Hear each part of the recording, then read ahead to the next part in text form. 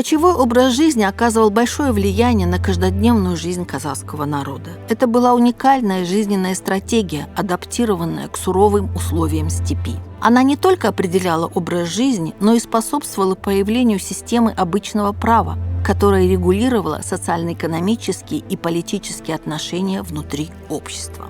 Законы и правила казахской степи. В условиях кочевого общества единый порядок навести очень сложно, тем более на той территории, на которой обитали казахи. Территория была необъятна, учитывая способы коммуникации. Ни телефонов, ни машин, ни поездов не было. Способ коммуникации был один – это казахский узунхулак, на русский язык переводится как длинное ухо. То, что из уста в уста передается и таким образом доходит до получателя информации. Многие стороны жизни регулировались как раз нормами адата, то есть сложившимися исторически правилами взаимоотношений между людьми. И они как раз и составляли основу обычного права казахов.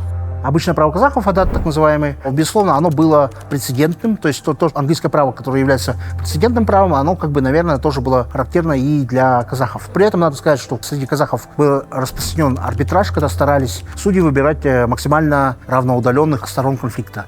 Считалось, что только равноудаленный судья может принять то решение, которое будет признано легитимным и той, и другой стороной. Особенность обычного права состояла в том, что главным механизмом регулирования правовых отношений являлись понятия кун и бармта.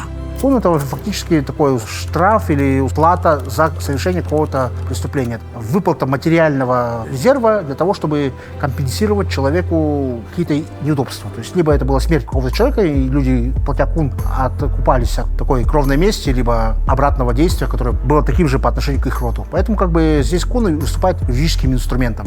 Бармта – это своеобразный залог. Но залог взятый не добровольным путем, а взятый насильственно. Какой-то конфликт, суд биев выносит решение, что вот этот род не прав, должны возместить тому роду столько-то там ущерб, а тот не выполняет решение суда. И эти ждут этот род, когда же он выполнит. Не выполняет. Тогда снаряжается отряд таких лихих джигитов, выезжает в степь, и у того, кто до этого совершил неправомерный поступок, у них угоняет этот скот. Причем его угоняет сразу же на стол, не пускает. Уход, все прочее обеспечивает, чтобы обеспечить сохранность вот этого угнанного табуна. Но тем сообщает через своих шабарманов, то есть курьеров: ваш табун находится у нас. И будет находиться до тех пор, пока вы не исполните тот ущерб, который вот этот род полагает, что ему нанесен. И вот такой спор идет. И тот, куда ему деваться, вынужден либо оставляет, отказывается от возвращения бармты, либо таким путем возмещается ущерб. В летописи казахской истории выделяются несколько попыток кодификации казахского обычного права верховными правителями. Это Касым ханның Қасқа жолы, Есім ханның Ескі жолы и Жеті жарғы Тауке ханы. Если дословно перевести, Касым ханның Қасқа жолы – это прямой путь хана Касыма, а Есім ханның Ескі жолы – это древний путь хана Исима и Жеті жарғы Тауке, 7 уложений Тауке хана. Каждый из этих ханов пытался систематизировать вот эти сложившиеся обычаи и традиции и передавать им так называемую юридическую силу. То есть он их систематизирует, признает. Если мы возьмем реформу Тауке, то, безусловно, она была, наверное, комплексной. То есть, с одной стороны, появлялись судьи, которые, в принципе, имели большую власть. И само слово жаргы или жаргыче, то есть это является больше такой, условно говоря, термином, как суд. То есть, например, в той же Монгольской империи при Чингисхане существовали яргу-чи, яргу, то есть это судьи. Соответственно, это то же самое название, что и было в те времена, в 13 веке. Сам Тауке хан, он провел такую административную реформу. С одной стороны, он вытащил на первый план представителей Карасуек, известные нам 3 бия, это Айтике бий, Толе бий и Казабек бий. Они были представителями черной кости, то есть 3 джузов, но он их выставил вперед, наверное, борясь против аристократии чингизидской. То, что проводил Тауке хан, это во многом попытка административной реформы с тем, чтобы ослабить других чингизидов и усилить центральную власть. За счет того, что второй эшелон родоплеменной элиты становился первым эшелоном. Соответственно, если мы почитаем Танышпаева, то узнаем, что помимо 3 биев казахских джузов, еще было 3 других бия, то есть от каракалпаков был свой бий, от кыргызов был свой бий, еще был бий у кураминцев, то есть у того населения, которое проживало южнее Ташкента, то есть и относилось к таким переходным узбекско-казахским этническим группам, то есть это часть казахов, которые осели и стали жить южнее Ташкента. Поэтому, безусловно, 7 судей Жети-Жаргы — это во многом и 7 установлений, и, наверное, 7 судей, которые решали определенную роль и были такими арбитрами в спорах между теми или иными представителями разных казахских, не только казахских племен. В казахском обществе существовала дифференциация, основанная на 2 уровнях социальной иерархии. Чингизиды, то есть потомки Чингисхана. Их задача состоит в управлении вот этим народом. Например, ханами могли быть только чингизиды. Представитель другого рода ханом никогда быть не мог. Султанами предводителей родов племен первоначально так формировались, там управленческой деятельностью занимались. Они тоже должны были быть выходцами из этой династии. Оттуда, если генеалогическое дерево его прослеживать, его место должно было быть обозначено. Особое правовое положение в этом состоит. Поэтому, если наказание какое-то позорящее, задевающее честь, достоинство чингизидов, было применять нельзя. Например, принуждение к принесению извинений за какой-то совершенный поступок. Когда мы возьмем Жети-Жаргы, то мы можем отметить, что наказание за совершение какого-то проступка по отношению к чингизидам, оно было выше во многом, чем, например, по отношению к представителю черной кости, так называемой. Они могли быть несколько раз выше, чем за то же самое действие по отношению к черной кости. А при этом даже, например, выдавать себя за чингизида, это тоже было преступление, которое каралось очень сильно. Чингизиды имели определенную важную роль, и они уже законодательно выделялись из состава обычных подсудимых. То есть, если они что-то совершали или по отношению к ним совершали, то это было абсолютно другое наказание, чем по отношению, например, к тому же представителю черной кости. Кочевники известны своей высокой степенью независимости, что является прямым следствием кочевого образа жизни. Эта независимость каждого члена общества, а также тесные связи внутри родовых общин или племенных союзов делали управление кочевниками особенно сложной задачей. Интересен в этом отношении случай, когда избранный хан же вообще-то, хотя это монархия, власть династийная, но ханы избирались. Могли претендовать несколько чингизидов. И тогда один из них избирался. Своеобразно, так сказать, проходили альтернативные выборы. Если вдруг он не оправдывал доверие народа, то люди от него отворачивались. Тем более в условиях кочевого образа жизни это было сделать легко. Могли, в конце концов, подальше откочевать от его нукеров и его влиятельных лиц. И если таким образом число тех, кто игнорировал действующего хана, увеличивалось, то хан автоматически терял свою власть. И здесь большую роль играли бии, которые могли рекомендовать: вы недовольны этим ханом, вы правы, но на хана, скажем, никакого наказания не предусмотрено за это, тогда вы можете от этого хана отойти.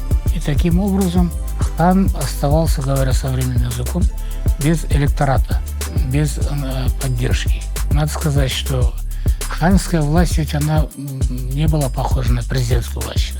Перед ханом все нижестоящие исполнительные структуры, они не были в таком подчинении, как сейчас, скажем, нижестоящие исполнительные структуры, в виде акимов, находятся в подчинении от центральной власти. Тогда султаны на местах имели очень большую автономию реализации властных полномочий. И поэтому там уже на местах местная так называемая степная демократия, она действовала вовсю. И ведь эти султаны тоже избирались. Они не просто так хан их назначал, но они избирались населением. Может, не всегда все население, по крайней мере, знатные представители того или иного рода, они принимали участие в выборах. В политической системе казахского ханства доминировали тенденции, которые говорили о том, что местные власти родовые, они были во многом сильнее, чем центральная власть. То есть была такая децентрализация. И хан не имел той авторитарной власти, которую он имел в других восточных странах. То есть, условно говоря, если хан пытался что-то сделать с каким-то родом, он всегда может потерять поддержку вообще всех казахов. И часто было так, что, например, вот у нас был хан Тахир, который сначала вел свою политику, но из-за своей непопулярной политики большая часть его подчиненных, она ушла от него. И он, в конце концов, остался с маленькой горсткой подчиненных, которые его в последующем покинули тоже. Здесь надо говорить о том, что власть в определенной степени она была не авторитарна. Концепт степной демократии подразумевал, что были сильные рода и племена, которые могли сильно влиять на политическую систему. И хан сам единолично ничего не мог сделать. Ему всегда нужно было получать поддержку от родовых правителей, от биев, батыров и других представителей родов, с тем, чтобы его власть и действия были более-менее легитимными. Во многом ханская власть в степи, она детерминировалась несколькими вещами. То есть, и главное из этих вещей – это ресурсы материальные, которые мог хан собрать, консолидировать вокруг себя. Потому что ресурсов материальных у ханов не было. И хан вынужден был всегда поддерживать свою легитимность через свое личное упорство, амбиции и храбрость. То есть, и если хан был выдающимся батыром, то это, безусловно, давало ему плюсы. Но при этом, получается, ханская власть была слабой. А плюс еще те действия, которые проводил Тауке хан, они во многом тоже усиливали черную кость, красек, и, получается, давали родовым родоправителям сильную власть. И часто, уже когда начало ханское ханство проводить реконкисту и отвоевание земель в 18 веке у разных народов, то, соответственно, это вело к тому, что часто родоплеменные группы ориентировались больше на самих себя и на своих батыров и биев, чем на центральную власть. И тем самым они, конечно, могли более активно завоевывать новые земли и возвращать их к себе. Не только действия хана Тауке, но и во многом география и сам по себе характер политической системы казахского ханства привел к тому, что со временем ханская власть и власть чингизидов она стала падать.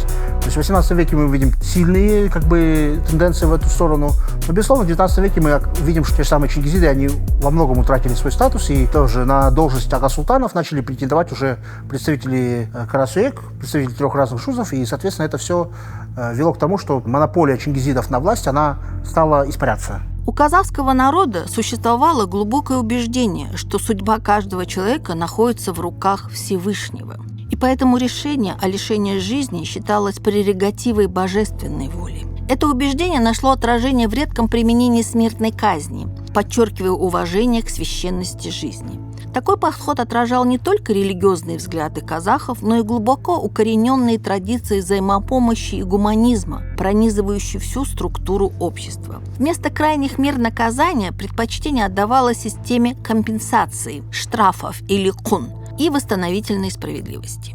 Причинение смерти в казахском обществе это был редкий случай. За исключением военных столкновений, но это, скажем, случаи не повседневные, не характерные, а в повседневной жизни причинение смерти было явлением редким. Дело, видимо, не в том, что просто казахи спокойный народ, тихий, скромный, поэтому у них в мыслях не было, чтобы за какую-то обиду тоже взять и расправиться со своим обидчиком путем причинения ему смерти. Дело, видимо, в степени религиозности казахов.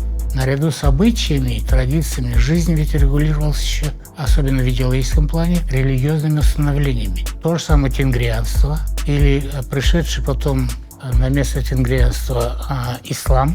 В центре внимания этих религий человек занимал особое место. Первое, конечно, Бог, почитать нужно его. Потом уже нужно было почитать детей Божьих, то есть людей. Человек в этих религиях считался вершиной творчества, и поэтому жизнь человека была особой ценностью для этих религий. Поклоняясь установлением этих религий, казахи вот это переносили на повседневную жизнь. Редко возникала мысль обидчика убить, потому что его религиозное сознание блокировало такие мысли. Где тогда Бог? Я же сам порождение Бога. Как я могу поднять руку на такое же порождение Бога? В отношении смертной казни тоже по тем же соображениям. Причинять смерть, то есть решать судьбу человека, мог только Бог.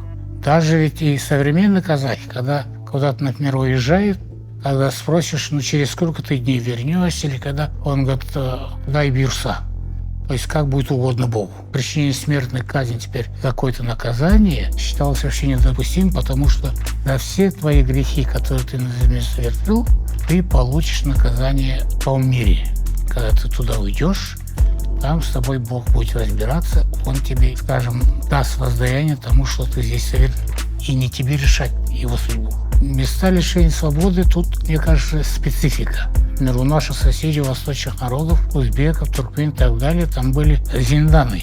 Вырыли яму, и в этой яме держали человека, ограничивая свободу. У казахов в этом отношении кочевой образ жизни делал практически невозможным лишить свободы. Аул решил перекочевать в другое место. Третьим что делать? Для него же отдельную клетку строить, грузить на верблюда и везти с собой. Это было практически невыполнимое наказание. И раз наказание неисполнимо, оно не достигает своей цели.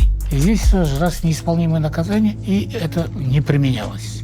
Современные казахи – это духовные наследники великой кочевой культуры, которая сформировалась на протяжении нескольких сотен веков.